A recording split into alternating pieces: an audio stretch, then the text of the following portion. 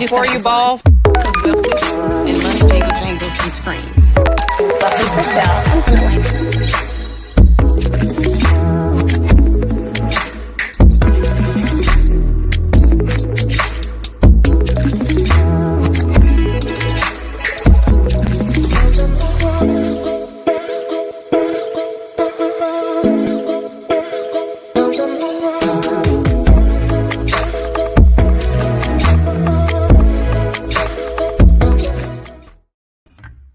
Hey y'all, hey, how y'all doing? I am a little bit 2 dos minutos late. Them damn black people. And I am notoriously early.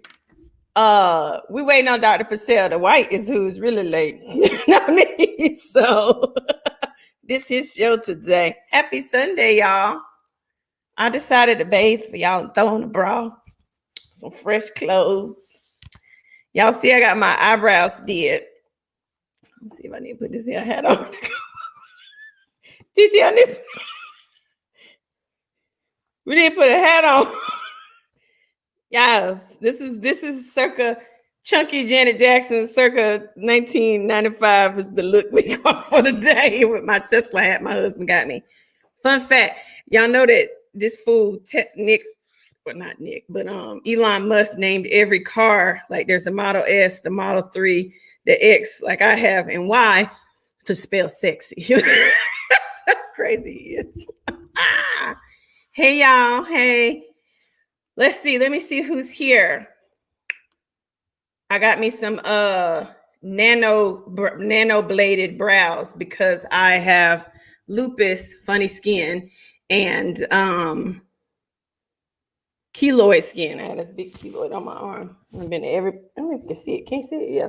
Plastic surgeon in the world, nobody can fix it. But they have now this new technology where if you have funny skin like me, you use this other method to get these brows, honey. Because I need some lipstick.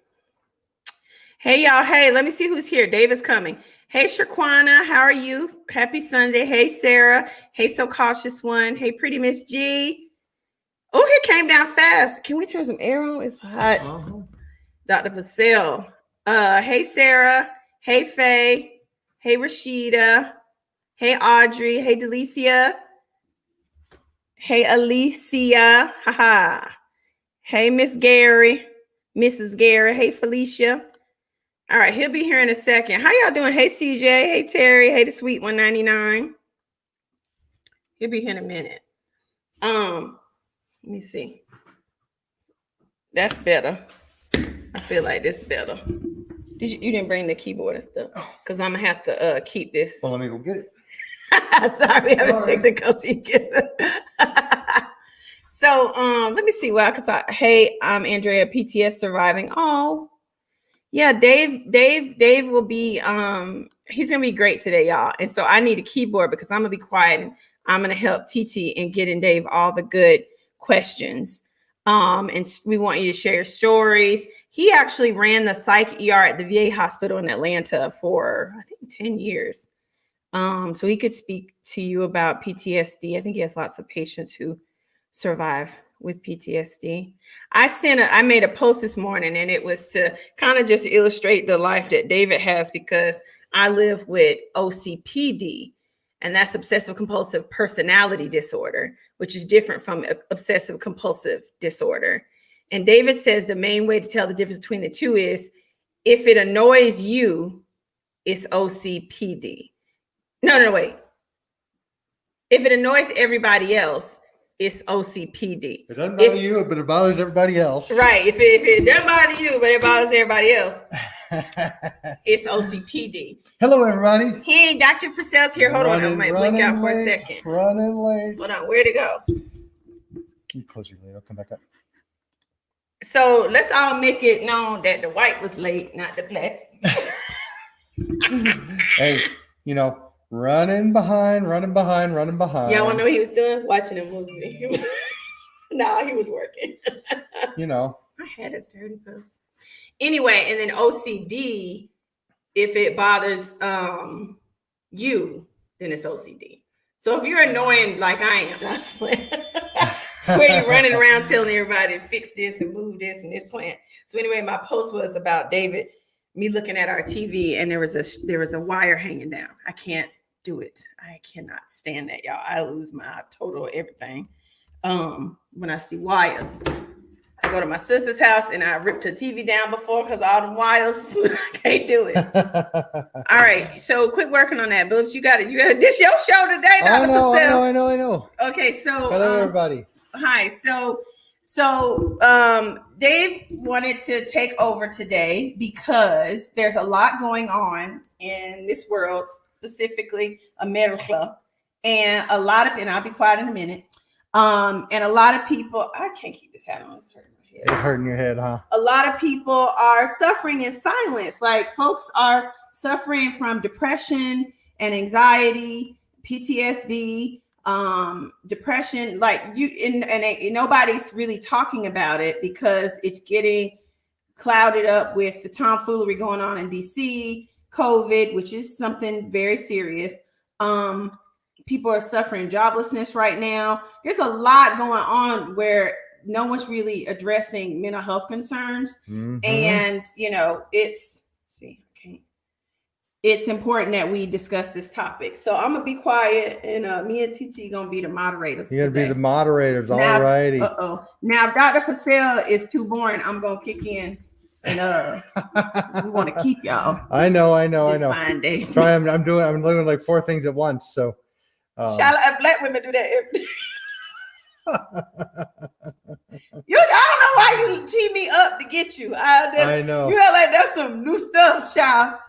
Anyway, go ahead. Well, okay. All right. So welcome to my show, everybody. So, I think that there's so much going on right now, and everybody is dealing with a certain amount of stress. And probably much more stress than what you would be experiencing if this were just kind of a normal world. Between the pandemic, the recent election, kind of everything that's gone on with all the political strife that's happening in the country, people are suffering and people are stressed. And they're dealing with a lot of things. And this is bringing up a lot of anxiety. It's bringing up a lot of depression. People they're feeling a sense of loss. The loss of normality, loss of, ability to go out and see people, see family, see friends. And this can really be very problematic for many people. It can bring on feelings of anxiety. Feeling nervous, worried, anxious, something bad going to happen. Is there something terrible right around the corner? Feeling on edge, tense, unable to relax. It can bring on feelings of depression, sadness, despair, hopelessness. And, I think that these are things that, that are really just that increasing for a lot of different people. And it's happening in people who have never really experienced a lot of these things kind of regularly. Like my mama, she wouldn't care if I said that, but she never had anxiety before. And like, she used to, sorry to interrupt, but y'all know I've got to take over spirit. That's all right. Go for it. She's never had suffered anxiety like me before. And now she's suffering, and she's like, my goodness, it can like make you feel like you can't do anything or like you're trapped. Mm-hmm. And I'm like, ding, ding, ding. Yep. The brain there is you a go. thing. There you go. Anxiety is a very powerful thing. And, both anxiety and depression, they can cause you to not want to go out, not want to see people. They can affect your relationships. They can affect your work, your concentration. Some people don't sleep well. Appetite can be affected. So there can be a big impact across sexual side effects. Absolutely. Not having a libido, difficulty having orgasms, which means delayed ejaculation. Ain't nobody gonna have sex if they ain't having no grand in them. Just like that. Exactly. So, for men, difficulties with erections. So there are all kinds of things that can happen both mentally and physically when you have a lot of anxiety and stress going on. You have some questions you want me to go through? Yeah, let's look at some questions. All right. So TT sent me one, and just like that, 307. Hold on, y'all. I'm trying to be a moderator today. Okay. There we go. Okay. Is OCD like when there's a painting on the wall that's crooked, but it doesn't bother them, but it bothers everyone else? Got it. Well, no, sort of the opposite. I think for most people, there may be a crooked painting on the wall, and I'm sure you have been to people's houses or seen images on the TV, or maybe even in your own house. The painting, the picture may just be a little bit off, and so what? It's not a big deal. People with OCPD, if that is one of the things, kind of order and organization, if that is one of the things that they're very concerned about, that is going to be problematic. So, for example, my beautiful wife here drives her nuts. So I've got to get out every time I hang something, and regularly with the things that are already hung, I have to get my level out and go around and make sure that everything is perfectly straight and even. Because who want to live like the bumpkins with stuff all out of order in their house? That's that is a good example of one aspect of OCPD. All right. Or obsessive compulsive personality disorder. Think Buffie. They got a picture of me in the DSM-5.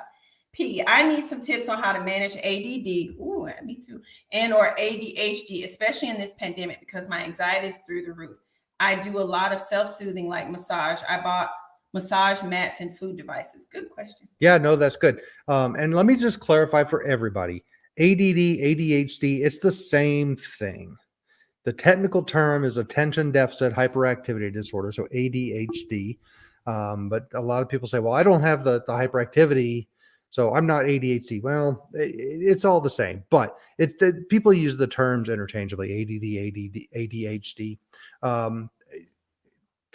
Basically, it is having trouble focusing, concentrating, being easily distracted by external distractors, things that are going on around you, procrastinating, having problems completing tasks, having problems following kind of complex instructions, having to write everything down or else it's going to slip your mind, losing things. Interrupting people because you'll lose it. There you go. Yeah. So, I mean, trouble in conversations because you kind of have a hard time waiting to get your point across. So this can, you can on these, I got to say this. So you can interrupt people. You feel like you have frustration kind of waiting to get your point across. And if you think about kids with ADHD, these are the kids that are kind of always up. They're disrupted in the classroom. They can't sit still. The ones who are always raising their hand, just can't wait. So, I think that typically these symptoms do start in childhood. Although one thing that I see a lot in my patients who have adult ADHD is that, they may have had some issues when they were younger, but where the problems really come in when the demands become much more taxing. So you get into college or you get into graduate school or you get into a job that has a lot of requirements and pressures and begins to get overwhelming. And that's when it really comes out. And I treat a lot of patients who never really suspected they had ADHD or never had it treated, and put them on some medication, and it makes a huge difference. Now, medication is not the only treatment, and I think that kind of gets to what this question is. Exercise, meditation, these things can be very helpful. Making lists, trying to do things to organize. So one thing that they just teach you this in medical school, but we make lists of things that we have to do. So you have a very sick, it's particularly pertinent in the hospital. You have a very sick patient, you've got to do certain things for them every day, and you don't want to forget anything. So you make your list, and I put a little checkbox right by each item. And then as I complete it, I check it off. And you just go down, and when all the boxes are checked, you are done with that patient, and you can move on to the next one. It's so soothing for an ADHD person because you completed it and it feels good. maybe that's the OCPD side. I mean, I don't know, but it just lets you know that you got it done. And, you just, because I'll tell you, a lot of the anxiety that comes from ADHD tends to be performance related anxiety. So it's, what am I missing? What am I not getting? What have I forgotten to do? And you get treatment, and, honestly, a lot of that anxiety goes down. So for many of my patients that come in, honestly, when we look at medications, stimulants tend to be the first line medication. They work well, they work quickly, and they're very effective. And a lot of people get nervous, like, well, I don't want to go on a stimulant. It's going to make my anxiety go way up. What I have found is, if the anxiety is due to the ADHD, you get people on a stimulant and that anxiety really comes down, particularly in work settings and other high pressure and performance based settings, even in conversations and social settings. If kind of following conversations is one of the aspects or one of the symptoms of ADHD that people are dealing with. Good job, Dr. Purselle. S. Richardson, I'm experiencing anxiety about the virus and also expecting a baby due in May. Congratulations. Also wanted to know what advice Buffie would give on the way. Okay. Well, yeah, I mean, so with regards to the anxiety, obviously when you're pregnant, many people, and it's always best if you can avoid medications, avoid medications. Meditation, relaxation techniques, psychotherapy, particularly cognitive behavioral therapy, can be very effective in managing anxiety. Exercise can also be very effective. Try to avoid things like caffeine, because that I was talking about stimulant, but people who have anxiety that don't really have ADHD, stimulant actually can worsen the anxiety. Make sure you're getting a good night's sleep. And then if it really comes down to needing medication, there are certain medications that are relatively safe for pregnancy. And I would encourage you to talk with your OBGYN or your primary care physician, or if you have a psychiatrist, and get some suggestions. Good job, Dr. Purselle. Now the MRSMD. First of all, again, congrats on the baby. Let everybody else buy everything for the baby. Have a virtual baby shower, honey. We don't have to have people around. Do a virtual baby shower and let them shower you with money and save 20% of it, and the rest, buy stuff that the baby needs. But really, start a 529 plan. Realize that before all these things were available in Amazon, babies only need one thing: it's love from their parent. Well, a couple things: love, food, shelter, and you can clean those clothes that they threw up on and put them back on. You don't need all the latest stuff. So don't fall prey to all the. And I'm one of them too, because whenever we had gotten far enough along, I was buying up stuff and then I had to check myself. So, all that matters is, the baby, your happiness, the baby's healthy, they're feeding the baby. Don't worry about all the stuff that people try to say that you got to have a happy baby. I remember that special, I think it was on HBO, about babies, where they showed the babies all over the world. And they show this one baby who didn't even have a pamper on in some country in Africa. And the baby was playing with a corn on the cob. And happy as can be. Happy as can be. Then they showed this very wealthy baby in Japan with a room full of toys, just rolling around crying, miserable.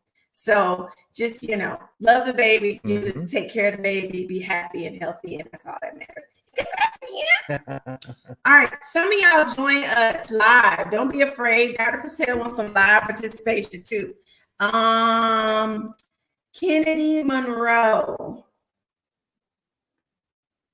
With so much idle time, how do we avoid such pitfalls? Good question. What's funny is I didn't mean to click on that, and I said I know. So, I think there are all kinds of ways you could read into this. So, for example, if you think about the Devil's Workshop, what I kind of think of, if you got too much time on your hands, you're sitting at home, you've got nothing to do. Some people might be drinking more. They might be using recreational drugs. And obviously that's going to be, too much of that's going to be a spiral to making you feel worse. It can affect your mental health. It can affect your physical health, everything in moderation. But, if you've got a lot of time on your hands and you feel like you don't have anything to do, some people turn to that. So find a hobby. If there was something that you wanted to learn, something you wanted to pick up, this is the time to do it. You can learn just about anything on YouTube and other places. You can get free education on anything you want. Learn to play an instrument, read a book, get a puzzle, Read a book. There are all kinds of things that you can do.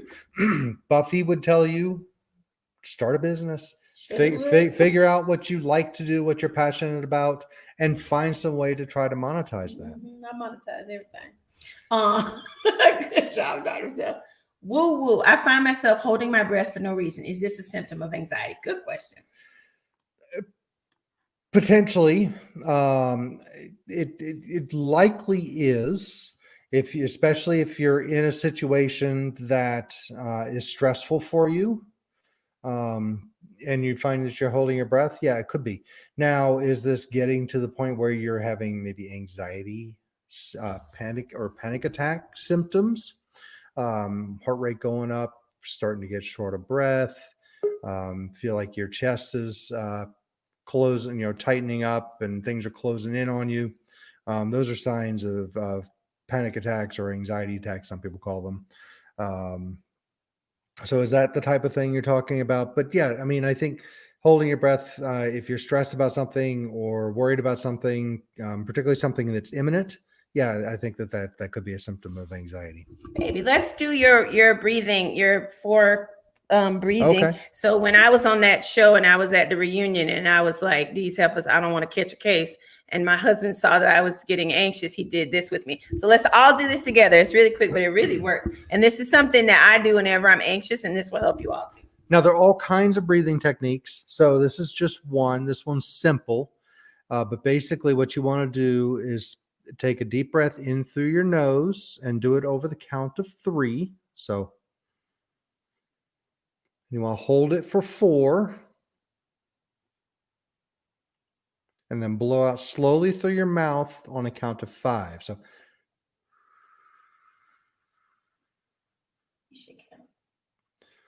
okay, so I'll count this time. Okay, ready? In through your nose. 1, 2, 3. Hold for 1, 2, 3, 4. And out through your mouth for 1, 2, 3, 4, 5. Man, that feels so good. And if you do that a few times, just close your eyes, try to do this in a quiet space, and it can really take the edge off a lot of your I feel great after just a couple. I feel it too when I do it. It's just a couple breaths, 2 or 3, and you really start to feel things relaxing. Okay, one more, and then we have pretty Miss G waiting. She's so pretty. We're gonna bring her in a second. What type of therapist or doctor should I look for to help with poverty mindset? Afraid to level up financially because more money, more problems is believed. Oh, that's easy. So, well, I wouldn't say that that's necessarily an easy thing, because I think you're talking about the type of doctor. No. Honestly, I think it's probably not as necessarily as easy as you would think. I think this may be in a kind of the context of a broader issue, and in that case, any type of psychotherapist that can help you with general problems, specific problems. But there is a field of psychotherapy and psychology called financial psychology. And basically that deals with kind of the mindset of money and spending and all of that. And I'm his publicist, but notice he didn't say the MRSMD. But there are. She was teeing me up. I know. Well, I was going to hand it off to you. Yes, I was. Look, what type of therapist or doctor? Said it right there. But So I think if you want something really specific for kind of therapy, psychotherapy related to financial issues, that's going to be very limited. Although there is a small subgroup of people that do specialize in that. That's going to be maybe hard to find. But talking with my beautiful wife. Yeah, you ain't getting none tonight. Okay, y'all, here we go. Hey, hello. Good, girl. I'm on the screen already. Yeah, you're on the screen. I'm sorry. I wasn't ready. I'm sorry. Oh, I'm sorry. You look good. I usually do give y'all a warning, but I was mad at Dave. Hi, Dr. Dave. Hi, how are you? I'm fine. How are you? I'm doing well. So Thank nice you. to see. I love you too. Oh, well, thank you. Yeah, I do. I absolutely do. Thank you for having this topic. I wanted to talk more about generalized anxiety disorder. Sure. Because I have to just be honest, say I struggle with that, and depending on your personal relationships and your work relationships, if you don't have a healthy home life and you have stress at work, and it can make for a bad situation if you don't have one thing going well or having a support system. And if you just speak to that a little bit about generalized anxiety and about some of the pitfalls and some of the things we run into when we don't even recognize that we are anxious, or that it may be more than just there's a difference between feeling some anxiety and having generalized anxiety disorder. Can you describe or talk to us about the difference? Absolutely. So anxiety is kind of a normal thing. Everybody's going to have anxiety at some point in certain situations. Anxiety can actually be a good thing. Sometimes a little bit of performance anxiety kind of helps you perform much better. So there's kind of this sweet spot. Just the right amount of anxiety, you're going to do much better in your performance. But too much anxiety and your performance actually declines. And so you think about people who get up, who have difficulty with public speaking, or they may have trouble eating in front of people, being in social situations, talking to people. These are more specific kinds of anxiety. So something we would call social anxiety disorder. What we're talking about is generalized anxiety disorder, which is a little bit different. So generalized anxiety disorder, kind of the hallmark of it is that you worry about several routine things all the time, much more than everybody else. And this has been going on for at least 6 months. So that's kind of how we define it. People who feel like they're always a worry wart, or people tell them, you're a worry wart. You worry about everything.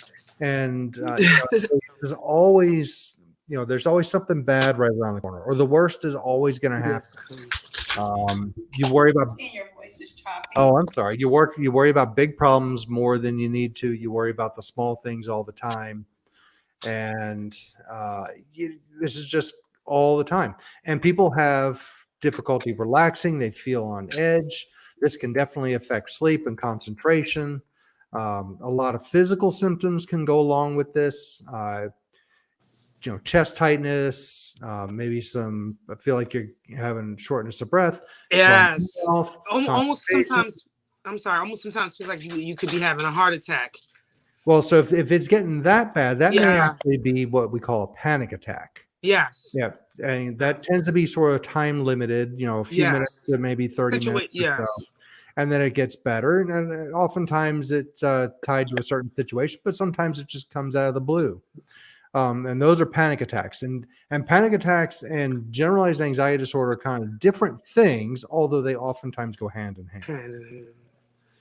Okay. But there can definitely be a lot of physical symptoms, even with generalized anxiety disorder as well. Any preferences in terms of treatment other than psychotherapy?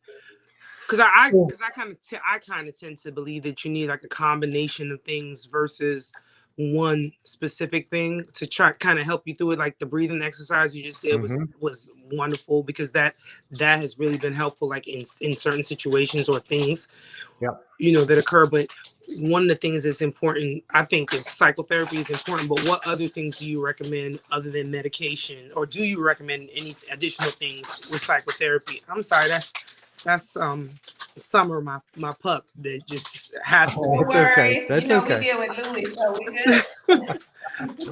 good. So yeah, I mean, psychotherapy is good, but psychotherapy costs money Yeah. and not going to be available to everybody. But there are some things that you can do that really won't cost anything. So some mindfulness, some breathing exercises, kind of like what we just did a few minutes ago, can be very helpful. So mindfulness is kind of paying attention to what your internal state is and what your surroundings are. It's fine. And when you get that, when you have those, when you're doing mindfulness, you can pay attention to what's going on. It can refocus you, and you kind of it sort of distracts you from the anxiety and what's causing the anxiety. Relaxation, meditation. There are a lot of free apps that are out there. Some, just about all the apps have either kind of a free component, but then there's a pay component, which is premium. Yeah. A lot of the free stuff is good too, but apps like Calm or Headspace or Happify, these all are good apps. Some employers pay for Happify, and some will, yeah. Some employers they'll pay. Check with your HR; they'll pay for that Happify. Yep. And you go on YouTube. There are a lot of mindfulness videos, meditation videos. Some people like this ASMR. I do. I love ASMR. ASMR. Okay. ASMR, and the one I like is Gentle Whispering. The channel on YouTube. It's really weird, but it really helps you calm down. Some people like it. Yeah. Thank you. And it's free. Sure. And exercise, good diet, avoid caffeine, good sleep habits. All these things are free and can definitely help anxiety. Thank you. Thank y'all. Love y'all. All right. Thank you. Thank you. Thank you. Thank you. Bye. So we have a couple more people waiting, but we're gonna answer this question real quick, and then we're gonna get to y'all. Thank you for waiting. If I have trouble turning off my thoughts and going to sleep and going to bed, I don't know how to say that word. Pregnenolone. There are a lot of different sleep medications. There are over-the-counter sleep medications that you can get. Things like melatonin. Love melatonin. Diphenhydramine, which is Benadryl, Unisom or doxylamine. There are a lot of different things that can help from a medication standpoint. There are lots of different types of prescription medications. The pregnenolone is not really one that I use. I tend to use. There are a couple of old antidepressant medications that are not addictive. There's no habit forming potential with them. Things like trazodone or doxepin is another one. Love trazodone. that can be helpful. But then there are some others that are a little more potent for some people that do potentially have some downside and shouldn't be used long term. Things like Ambien or Zolpidem is the other name for that. Lunesta, Sonata. There's some newer ones, Belsomra. That one may be a little more expensive unless you're love Belsomra. unless you have good insurance coverage. There are some mood stabilizers. There are some other antidepressant medications. So there are a lot of options when it comes to sleep medications. Clearly, I'm trying to get some pharmacological sponsors. We're going to go to Really BTV, who's been waiting patiently. Come on through, Miss Lady. How you doing? Hello. We're going to be on her show day. Oh, we are? Yeah, we are. The girl scheduled it. Oh, okay. Yes. I'm just waiting for the time, but I think we got the date straight. Okay, cool. Yes, I'm excited. I'm definitely excited. And thank you again for agreeing to come on. I appreciate it. Of course, Queen. And I love y'all. I love y'all. I love how y'all love on each other. It is just it's so great to see. But my question, I'm an educator, my 9 to 5, and this has been a lot on us, but certainly a lot on our students. And I teach high school kids, so they're better at articulating what they need, but I'm seeing a lot of, and I appreciate that they can email me and say, hey, I just need a mental health day. I can't do it today. And I get it, you know, and I find myself being very flexible. But I guess my question is, what the breathing exercise was great, but what are some things that maybe I can do to maybe tap into?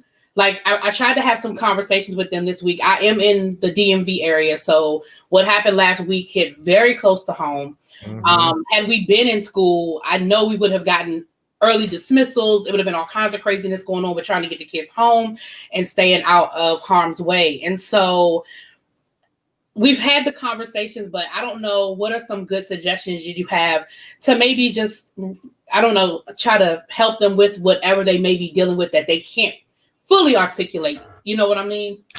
Right. I don't know if that was a roundabout way of asking, but I'm just. No, it's good. You brought up lots of points. Absolutely. Well, I think one thing several things that can be helpful. First off, I think if trying to personalize it and make it so that the kids don't feel like they're the only one dealing with this, because they're not. But oftentimes kids will feel, they're confused about what it is. They may feel a little bit ashamed about what they're feeling. And, just let them know that they're not the only one dealing with it.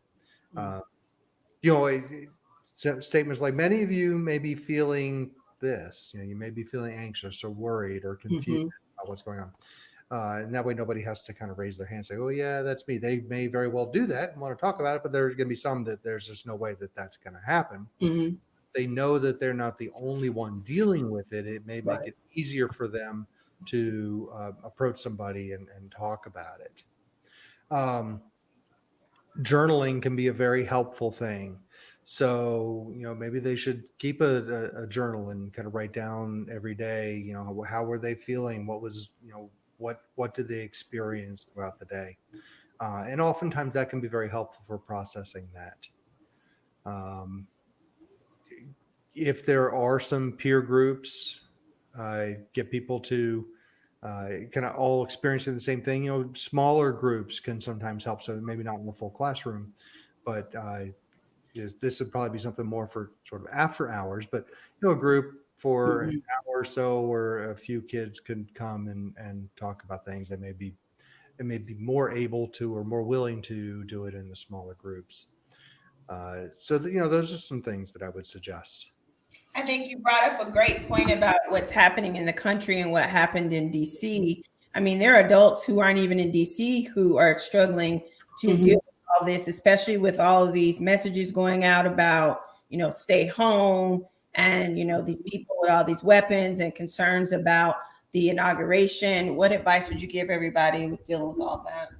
Yeah. So, a lot of people are going to have anxieties and fears about that. I don't necessarily want to say ignore threats, because you definitely don't want to do that. But you also don't want to then become so isolated, fearing something is going to happen, that your life is really a poor quality. So you just got to try to put it in context, keep it rational, don't let it kind of explode, and really get out of hand. Do things safely, go out with a group of people. I know it's not the best time to necessarily be doing that in a pandemic. So, the pandemic adds this layer. Right. It added a whole other layer. Yeah. That's hard to do. But, honestly, the kids are going out, they're getting together anyhow. They are. They absolutely are. Yeah, our nephew, we had to fuss at him all the time, Aiden. So, the reality is they're doing it anyhow. So you just want to encourage them to be in groups. Just do it safely. Yeah, do it safely. Yeah, and that's the thing. So, and as you were talking, I was thinking of how I can incorporate some of what you were saying into somewhat. I'm like, okay, I can do this and I can do that. So it got my gears grinding, I guess I should say. And I can also I'm also the sponsor of the LGBTQ club at my school as well. And so again, we're always looking at things, same thing, where we do journal, where they can write certain things down that of course they may or may not feel comfortable sharing. and they're still figuring it all out with, again, they're high school students, so they're still figuring everything out. And so again, they have an extra layer of anxiety on top of everything else. So thank you so much. I'll take some of that. And again, the breathing was great. Like, I was like, we're going to start our class off like that. Right? Good. Right? We started, they actually have us at meetings, with large groups. It's great. Yeah, we're definitely going to start incorporating that. Like I said, I do a check-in, but the breathing is definitely something I'm going to incorporate. And the journaling, we have apps where the kids can write and it's anonymous, like their name doesn't show up. So I'm going to incorporate that as well. So I thank you guys. That's definitely helpful for me to move. Thank you. We'll see you soon on your show. Yes, thank you so much. I will see you guys soon in my neighborhood. All right. Great. All right. Thank you. You're welcome. Bye. So you have some medication questions, Dr. Purselle. Okay. Let's see. Oh, I didn't know they had melatonin gummies. Yeah, they do. I'm gonna need to get that. Yep. Someone said melatonin stopped working for them. What suggestions do you have? Yeah, I mean, sometimes that can happen. You may just need to try something else if you really feel like you need something for sleep. But I'll tell you, good sleep hygiene goes a long way. So when I talk about that, I mean, you can look up sleep hygiene. You're going to find a lot of different things. But try to keep a normal schedule. Try to go to sleep and wake up at the same time every day. Don't sit there and watch TV or play on your phone prior to going to sleep, because that blue light and that stimulation will keep you awake. Go to sleep in a quiet room, oftentimes some white noise, so you can get a sound generator, or there are a lot of apps that you can put on your phone that can generate white noise. That can be very helpful. Get you a good old box fan, honey. That's all you need. $10 from Walmart. Also good. Good sound. Yep. Keep light down. You don't want a whole lot of light coming into the room. You want to use the bedroom and the bed for sleeping and sexual activity, and really that's about it. Do everything else outside of the bed. I love how you snuck that in. But I mean, you can't. I'm messing with you. I mean, that's what you do it for. So these things can be very helpful. Don't avoid caffeine definitely after 4 p.m. Some people after 2 p.m. just because it can stick around. Don't drink a whole lot of fluids after about 6 or 7, because then you may be up all night, kind of go to the bathroom. So these are some things that can be helpful. I don't know how to read that word, David, so you read it. L-tryptophan, and I don't know what blue skullcap is to sleep. So L-tryptophan, that is, tryptophan is just it's an amino acid. It's a precursor for serotonin. Some people find it to be sedating. Some people don't. It's just one of those things. You can try it or not. Melatonin is also a natural substance. It's the chemical that your brain produces to regulate your sleep-wake cycle. So when it's time to go to sleep, your brain produces melatonin and you go to sleep. And I'm sorry, I just don't know what blue skullcap is. Unless this is something you're putting on your head. But they prescribe mirtazapine. I tried. I'm assuming that's what you mean. Mirtazapine is also another type of antidepressant medication. So it can help with depression and anxiety, but can also be used as needed for sleep because it is sedating. Okay, so I'm going to talk about ASMR because it's my junk. I don't know what the acronym is. I don't know either. But I'll tell you this. So basically, it's this series of like...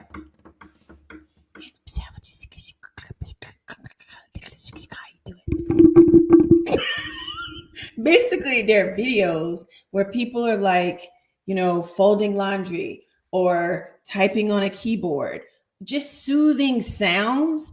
And it sounds so crazy, but you will have a brain orgasm. I did and do. I'm telling you. And like these people have like millions of subscribers on YouTube. Gentle Whispering is my favorite channel. It's this Russian chick. Her voice is so soothing. and the quality of her microphone and the videos, like I don't really watch her videos. I like put my ear pods on and turn the volume all the way up and notifications off of your phone. And like I'm asleep. I used to have trouble sleeping. I would only need like 3 hours of sleep a night back in the day. Now I sleep all the time. I used to be up all night organizing stuff, doing craziness. But now I sleep. But in like That was a medical reason. it was a medical reason why I was doing that. I needed to have my thyroid ablated. But anyway, I'm sleeping like 7 minutes. David, if I turn it on where he can hear it, 2 minutes flat. He says he doesn't like it, but it works. So just Google ASMR. It's actually AMS. Oh, I'm sorry, I got it wrong. AMSR. Actually, no, I'm sorry. It is I know I was right. It is ASMR. So it's Autonomous Sensory Meridian Response. Autonomous Sensory Meridian Response. It basically means this. Natural sounds. How you doing, girl? Take care of y'all. You gonna get your hair done tonight. You gonna look great, and I ain't gonna charge you nothing. This, that kind of stuff. So, but it's silly, but it actually works. And like whenever I have migraines, I will listen to that, and like I won't take medication, and migraine will go away, and it's free. So go on the YouTubes and go to Gentle Whispering and tell how I sent you. All right. Let's see. Hold on.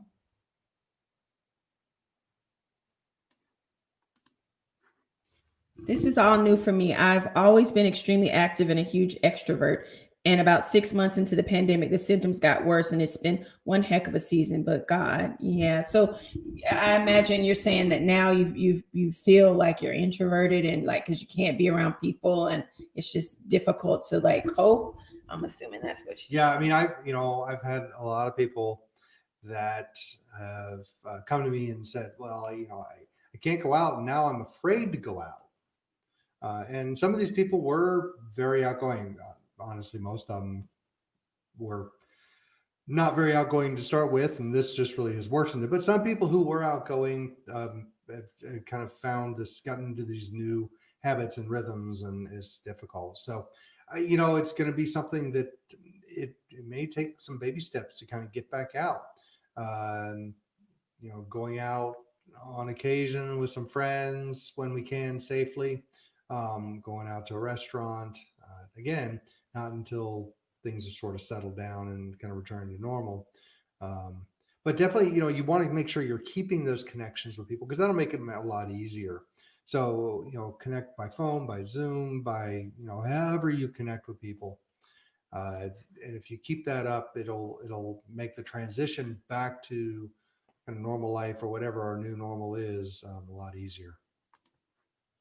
I noticed Dr. Purselle paused for a beat when the melatonin gummies were mentioned. Just curious if he feels that they are not as effective, or what that was. No, melatonin gummies. Melatonin definitely is. It was the L-tryptophan that is probably not as effective for some folks. But melatonin for many people is very effective. Sure, you're talking about the gummies. The gummies, the pills, it doesn't really matter. They work equally well. Thank you, Woo Woo. Yeah, get you a good old box fan. I'm telling y'all. Somebody else said, I think that here we go, rose water. I feel like if you keep depending on other things to put you to sleep, you will lose the ability to go to sleep on your own. That's a good comment. Yeah, there is something to that if you're always taking a medication. Now, kind of these natural things is totally fine. But if you start relying on a medication all the time in order to go to sleep, you may kind of get into the habit where you feel like you need that sort of a learned response. And then some of the medications, like I mentioned, are potentially habit forming. And so if you're taking those regularly, you can have some withdrawal if you're not taking it. And so that can definitely be a problem. But some of these natural things that the non-pharmacologic interventions, I don't think there's really any reason for that. If people have not normally had sleep problems and they're suddenly having sleep problems, that's usually due to anxiety or depression, acute stress, something like that. And if those symptoms get better of the anxiety and the depression, the sleep cycle will re-regulate on its own. and you may not need something to keep going on a nightly basis. Tanya Fuller, hey Buffy and Dr. David. I had my thyroid removed due to cancer over 10 years later. How do I explain to people I have my good days and bad days? Yeah, so when you don't have a thyroid, you've got to rely on thyroid medication, things like levothyroxine or Synthroid. There are some natural thyroid formulations as well, and other medications like T3, T4 that people take. So there are a lot of different things. And if you're not taking those regularly, you're going to become what's called hypothyroid, so an underactive thyroid. And with that can come a lot of fatigue, depression, just kind of be feeling cognitively slowed. You can get a lot of dry skin, constipation. There are a lot of things that go on with that. If it's really bad, it can start to affect the conduction of the heart and some much more serious things. And kind of the opposite, if you're taking too much of the medication, you can become what's called hyperthyroid. And this can lead to Not sleeping like I not was. sleeping, a lot of anxiety, Hair falling out. kind of appearing manic. Typically, the hair falling out goes with the low thyroid, but sometimes it can happen with the high thyroid as well. But feeling kind of feeling manic and like you can't relax, that could be a symptom of hyperthyroid. Panic attacks, kind of always feeling hot, having hot flashes. Kind of the opposite when you're hypothyroid or low thyroid, feeling cold. You can have weight gain because your metabolism changes, even though you may not change what you eat. You're not metabolizing things as well, and so that can lead to weight gain. So there are a lot of problems. The thyroid regulates a lot of different Everything, things. child. And so my advice, yes, there will be good days. So my advice is to tell people to mind the business that pays them. Cause I deal with this also. Kia, we gonna get to you. I see you. So hang on 1 second. She just went out. Come back in. I couldn't see you. That's why I didn't bring you in. Some days like yesterday, I was supposed to be on a charity call live, and I've been feeling very low energy. I made the mistake of not taking my Synthroid for a day, and it only takes 2 days for me to be flat on my behind without Synthroid. My body sucks that up because I don't have a thyroid. I had mine ablated by radioactive iodine. And how many years ago was it? It was probably a decade or more. Probably, yeah. And so I know exactly, some days you feel great. Some days there ain't no there. And you just tell people, Tanya, and if they don't understand, then that's on them. Because when you don't have thyroid, like Dr. Purselle said, it's your skin, your metabolism, your everything, your hair, your mood, it affects everything. And when you're having to take some foreign substance to replace that, and then we also have to go back to the doctor every quarter for them to take more blood tests to make sure that they regulate the Synthroid. So sometimes it's off. Folk need to just worry about their lives and get out your business, honey. You tell them I had cancer. Periods. Okay. And I am trying to live this thing that's called life, like Prince said, and mind the business and be supportive or keep it stepping. Okay. That's my shadow work. All right. It's my shadow work. Oh yeah, we got 5 minutes left. Hold on. Okay. Dr. Purselle, I'm gonna find one more thing. Hold on.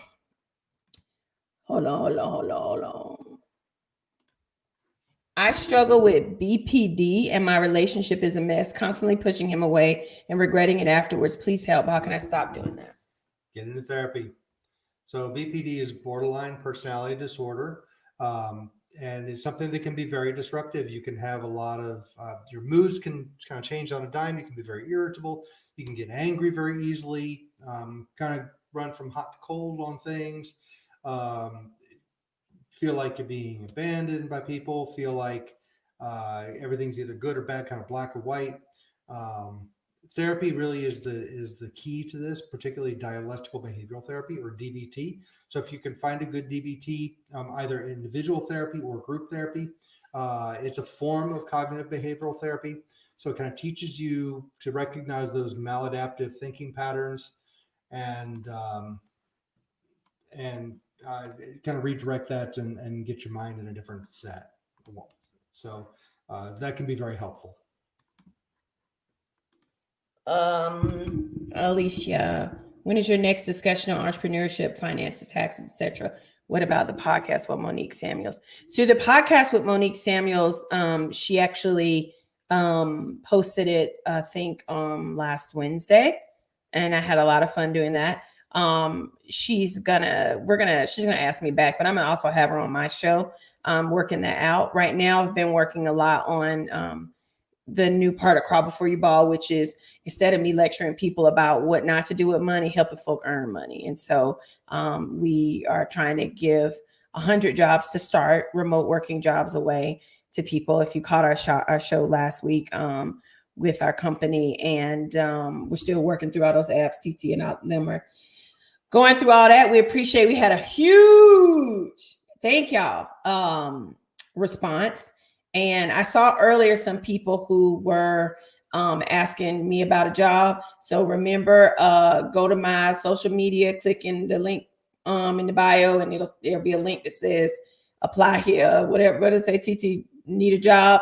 Or you can go to justbeingbuffie.com and click on need a job, and you'll be taken to the application process. And if you did apply, bear with us. We're going through all the apps, and we gonna holler at y'all soon. All right. Okay, and another thing that I want to let everybody know. So,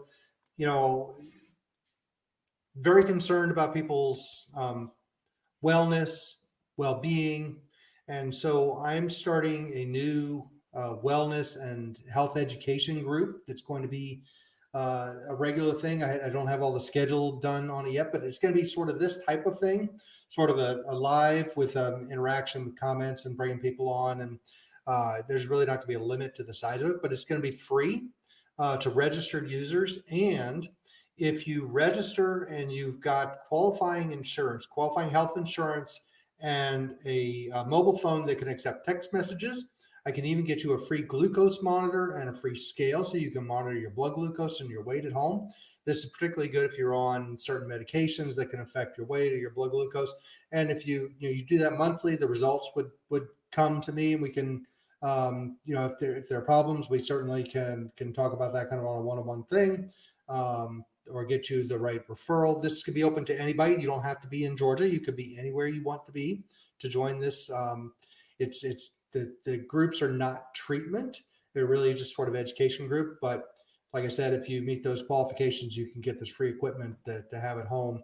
And then with that also comes kind of reminders in order to remind you to use it on a monthly basis.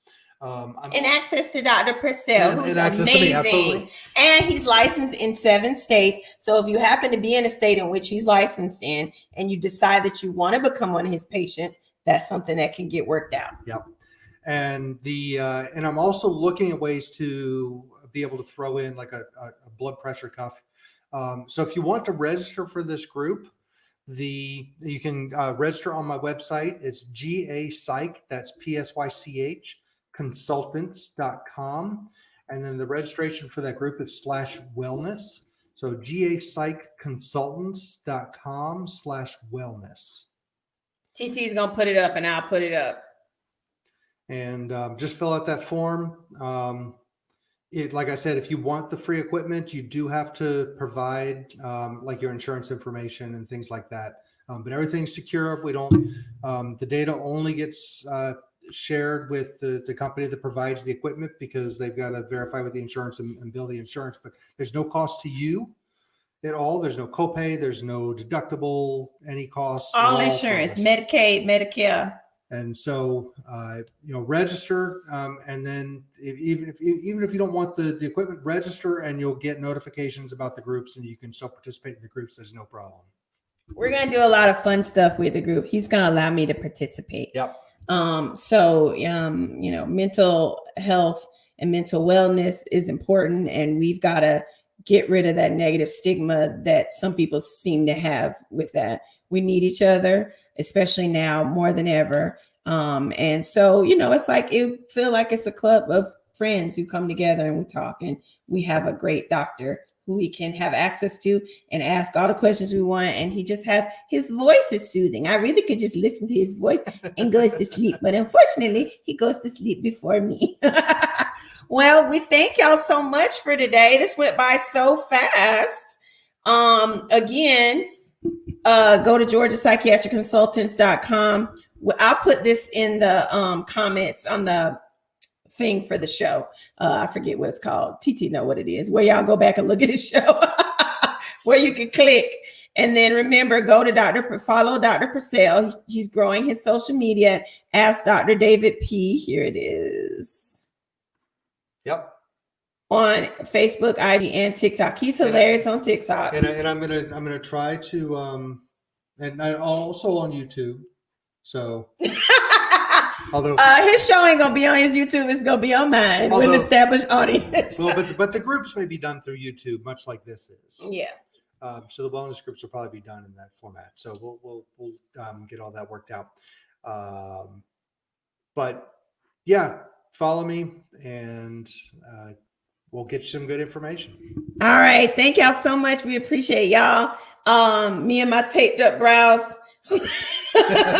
and my handsome hubby, we're going to go free the dogs from their crate because they're not happy to have been locked up, but they would have been barking the whole time. We really appreciate y'all for joining us every Sunday. And we'll see you next Sunday. Bye. Thanks. Bye, Thank everybody. you, TT. You did a great job as per usual. And let me figure out how to get us out. Please crawl before you ball, and then take a little bit of the money and save it. And then do something before you ball. Because wealth and money jingle jangles and screams. Buffie Purselle.